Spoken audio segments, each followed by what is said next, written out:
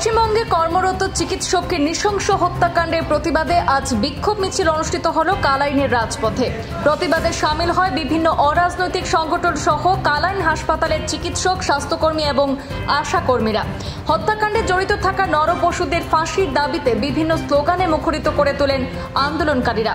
প্রতিবাদী মিছিলে কালাইনের প্রায় ১৫০০ জনগণ অংশ নিয়েছেন। সর্বাবস্থায় নারী নির্যাতন বন্ধ করার হুঙ্কার জানিয়েছেন প্রতিবাদকারী মহিলারা। হাতে হাতে প্লে কার্ড এবং ব্যানার নিয়ে প্রতিবাদ সাব্যস্ত করা হয়। এদিন পড়ন্ত বিকেলে কালাইনের সরকারি হাসপাতাল থেকে বিক্ষোভ মিছিল বের হয়ে ৬ নম্বর জাতীয় সড়ক পরিক্রমা করে কালাইন তেমাথায় মিছিল শেষ করা হয়। বিক্ষোভ সমাবেশ হতে চলেছে। আপনারা সবার জানা, আমাদের একজন চিকিৎসক, লেডি চিকিৎসক, ওনাকে গণধর্ষণ করে হত্যা করা হয়েছে।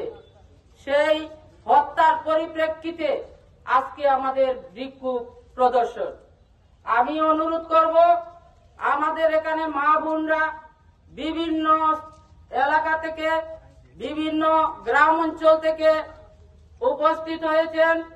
আমরা প্রথমেই এটাই বলবো, আমরা প্রথমে আমার পুরুষের হাত থেকে, নরপিচ্ছাস পুরুষের হাত থেকে মুক্তি পাওয়ার জন্য আমরা পুরুষের আশ্রয় নেই।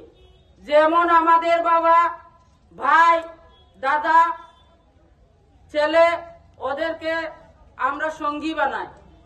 দুঃখের বিষয়, আজকে যে নরপিচ্ছাসদের হাত থেকে রক্ষা পেতে আমরা যাদেরকে আমাদের আশ্রয়দাতা বানাই, সেই আশ্রয়দাতাদের বিরুদ্ধে আজকে আমাদের লড়তে হয়েছে। আমি সব পুরুষদের কথা বলছি না, নরপিচ্ছাস পুরুষ যারা, এরা ভুলে গেছে ওরা যে একজন মায়ের গর্ভ থেকে সেই রঙিন পৃথিবী দেখতে পেয়েছে, সেই মায়ের গর্ভ থেকে বের হয়ে আরেক মায়ের জাতির উপর ঝাঁপিয়ে পড়ে। আমি